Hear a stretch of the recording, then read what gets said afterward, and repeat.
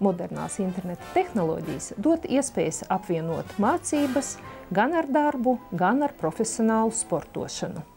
Vai jau klāt ir septembris, biju mazliet piemirsīs.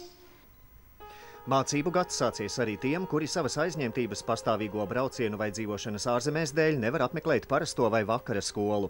Tālmācības metode atrisina šo problēmu. Ar interneta palīdzību samazināt attālumu starp skolēnu un skolotāju tagad ir kļuvis pavisam vienkārši. Tālmācība tā ir nākotne, tā ir nākotnes forma. Gan ņemot vērā sarežģītos ekonomiskos apstākļus, mūsu arī globālo pasauli, ņemot vērā to, cik daudzas ģimenes pat izceļo no Latvijas. Latvijā pirmā vispār izglītojošā tālmācības skola ir vienīgā izglītības ministrijas akreditētā tāda veida mācību iestāde. Akreditācija ir apmācības kvalitātes garantija. Tas apstiprina pirmo 2 gadu darba pieredzi.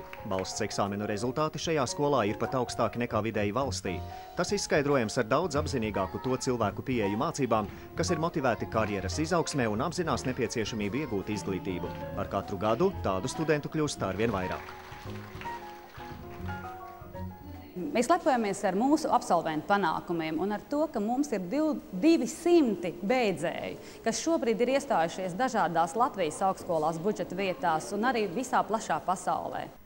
Uzņemšana skolā turpinās, bet 1. gadu absolventi ir tās lepnums. Viņi izvēlējās tālmācību, lai jau vecākajās klasēs varētu sākt strādāt, attīstīt sevi sportā vai jaunradē. Viņu vidū nemazums pazīstamu uzvārdu. Viendaļa studenti ir tādas, kuras mēs patiešām varam saukt vārdā un ar viņiem lepojamies, un kuru sabiedrība pazīst un mīl. Ir Latvijas nacionālā sporta veida izlases spēlētāji U18 šogad beidz mums brāļa Līpsbergi. Tieši šogad beidz Birstiņš Artūrs, kas mums arī ir ļoti liels prieks. Un savukārt pirmajā izlaidumā mums beidza Ivo Dmitrijevs. Jā, tie ir visi mūsu hokeisti. Uzsākot mācību gadu, skolas studentis skolas kokā iekar zīmītes ar savām kvēlākajām vēlmēm. Nav grūti uzminēt, ka galvenais tajās ir veiksmīgi pabeigt skolu un turpināt izglītību universitātē.